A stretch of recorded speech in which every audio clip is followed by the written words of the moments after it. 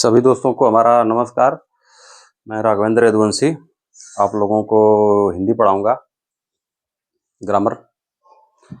तो हम कल बताए थे आप लोगों से कि व्याकरण बताए थे कि व्याकरण हिंदी का ग्रामर पढ़ाना है।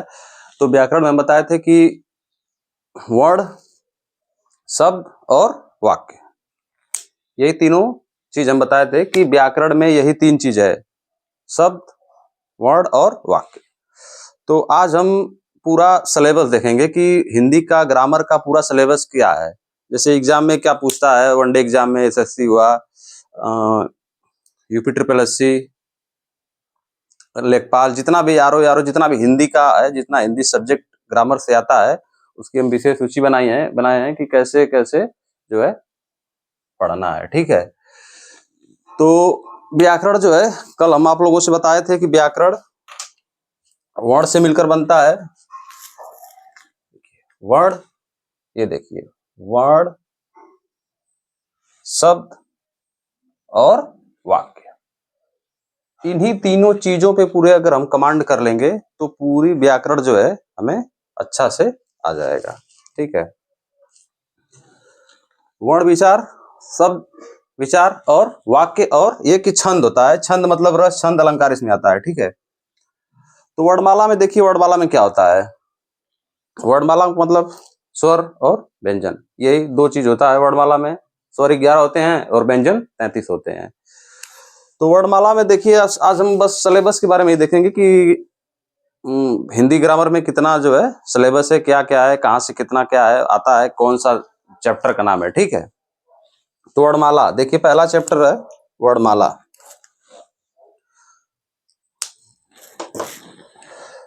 ये देखिए वर्णमाला। वर्णमाला में क्या है, वही स्वर हो गया, व्यंजन हो गया, स्वर, ह्रस्व स्वर, दीर्घ स्वर, प्लुत स्वर।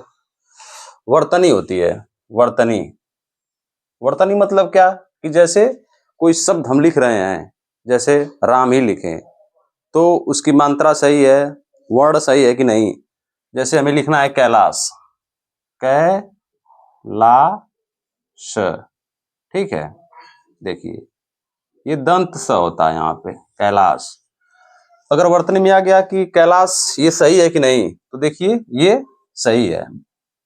और देखिए अशुद्ध ऐसे होता है, कैलाश। बहुत लोग लिखते हैं ऐसे, कैलाश। ये देखिए, तो ये वाला जो स है, ये सही है, ये दंत वाला। ठीक है। कैलाश हमेशा। तो इसी तरह वर्तनी होता है। जैसे पूछ दिया कि उज्जवल कैसे लिखा जाएगा, तो उ आदाज आदाज व ल, ये शुद्ध वर्तनी है। तो क्वेश्चन एक आ जाते हैं कि शुद्ध वर्तनी कौन है, अशुद्ध कौन है। तो वर्तनी हो गई, संधि हो गई। ये देखिए संधि। संधि जो है 3 प्रकार की होती है, स्वर संधि, व्यंजन संधि और विसर्ग। स्वर का संधि का मतलब क्या होता है, जो स्वर और स्वर से मिलके जिस व्यंजन की उत्पत्ति, जिस संधि की उत्पत्ति होती है, उसे स्वर संधि। जैसे स्वर संधि में देखिए क्या है, जैसे आ गया विद्यालय होता है ना, विद्यालय, विद्यालय। तो विद्यालय क्या होता है, ये दो चीजों से मिलकर बना होता है। देखिए, विद्या प्लस आलय यानी विद्यालय। ठीक है। तो ये देखिए, यहाँ पे अ और यहाँ पे आ, यानी अ प्लस आ इक्वल टू आ हो गया। देखिए, तो यही होता है स्वरों का, स्वरों से मिलके जो बनता है, तो ये दीर्घ संधि हो गई। तो संधि 3 प्रकार की होती है, स्वर, व्यंजन और विसर्ग। स्वर संधि 4 प्रकार की होती है, स्वर संधि जो है 5 प्रकार की होती है। ठीक है। 5 प्रकार की होती है, दीर्घ संधि, वृद्धि संधि, यड़, अयादि और गुण, ये 5 प्रकार की। फिर व्यंजन संधि होती है और विसर्ग। विसर्ग का मतलब क्या होता है, विसर्ग जैसे कि मान लीजिए दुख लिखा है, दुख, ये जो अयोगवा वर्ड होता है, यही विसर्ग की पहचान होती है। ठीक है। तो हम लोग संधि पढ़ेंगे, पहले वर्णमाला, वर्तनी, संधि, फिर शब्द विचार में आते हैं। शब्द जो हम कल बताए थे कि शब्द जो है शब्द की उत्पत्ति 5 प्रकार से हुई है। उपसर्ग, उपसर्ग प्रत्यय, समास, शब्द भेद, तद्भव तत्सम, संज्ञा से अव्यय तक। सब संज्ञा से अव्यय तक का मतलब क्या हुआ? संज्ञा, सर्वनाम, क्रिया विशेषण, संबंध बोधक, जितना भी होता है संज्ञा में मतलब अव्यय तक, ये सब इसमें पढ़ेंगे। ठीक है। फिर पर्यायवाची, पर्यायवाची जैसे जानते हैं यहाँ पर आग हो गई, आग की पर्यायवाची, त्रिशानु होता है ना, ऐसे पर्यायवाची जितने होती हैं। जल का हो गया, ऐसे ये पर्यायवाची हो गया। विलोम, विलोम जैसे दिन हो गया तो दिन का विलोम रात हो गई। ऐसे अनेक शब्दों के लिए एक शब्द, मतलब एक सेंटेंस होता है उसके लिए एक शब्द। जैसे होता है ना गिरी, जैसे होता है गिरिधर, ये हो गया एक शब्द। इसका मतलब क्या होता है? गिरिधर जो है कृष्ण भगवान को बोलते हैं, तो गिरी का मतलब गिरी को धारण करने वाले। गिरी को धारण करने का मतलब क्या? पर्वत को, पर्वत को शंकर कृष्ण भगवान ने उठाया था ना काली अंगुली से, तो वही हो गया। ठीक है। अनेक शब्दों के लिए एक शब्द हो गया। उसके बाद क्या है? वाक्य। देखिए वाक्य में क्या है? वाक्य भेद, विराम चिन्ह। विराम चिन्ह का मतलब क्या होता है? जैसे आ गया ये पूर्ण विराम, ये देखिए अर्ध विराम, अल्प, ये देखिए हो गया अल्प विराम। ऐसे नहीं होता है। फिर लाघव, ऐसे लाघव चिन्ह होता है, ऐसे ऐसे, ये सब जितने होते हैं ये होते हैं विराम चिन्ह में।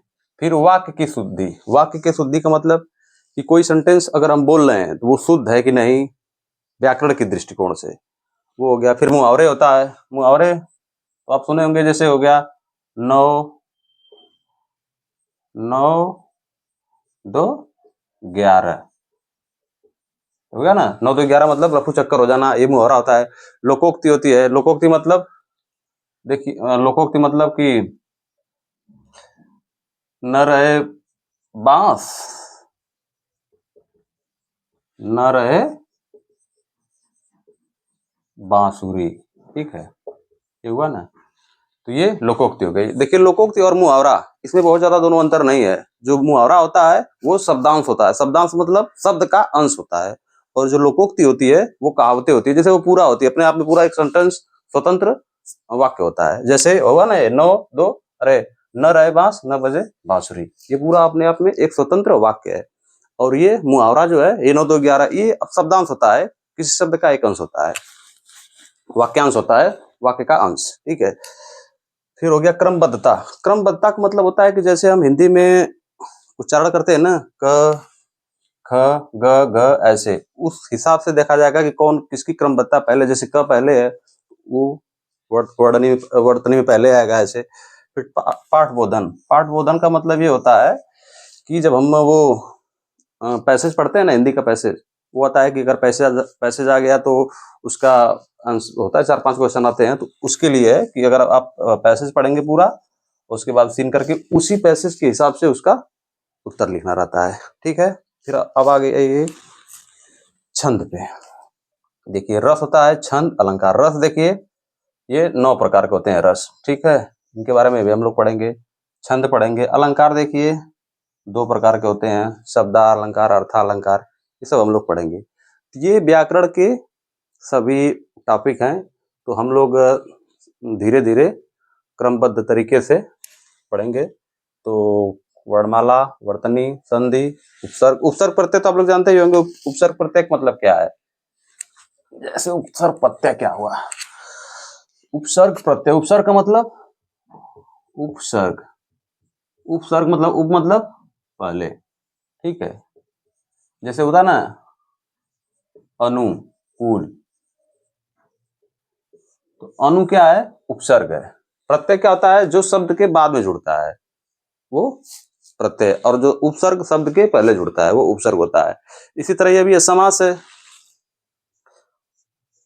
समास भी समास, समास भी मान लीजिए कोई है, जैसे कि समास होता है अव्ययी भाव समास, तत्पुरुष समास, कर्मधारय समास, द्वंद्व समास, ऐसे होता है। तो इसको भी हम लोग पढ़ेंगे। बाकी तद्भव तत्सम हो गया, संज्ञा सभ्य, पर्यायवाची, यही सब है। तो ये पूरा सिलेबस था, ठीक है। ये सिलेबस है। हम लोग धीरे धीरे स्टार्ट करेंगे यहाँ से वर्णमाला से, और वर्तनी पढ़ेंगे, संधि, ऐसे स्टार्ट करके पूरा जो है पूरा व्याकरण में जितना हिंदी का ग्रामर आता है व्याकरण, उसको हम लोग पूरा खत्म करेंगे, ठीक है। तो आज की क्लास हमारी यहीं तक है, आप लोग हमारी क्लास में बने रहें, ठीक है। सभी दोस्तों को हमारा नमस्कार।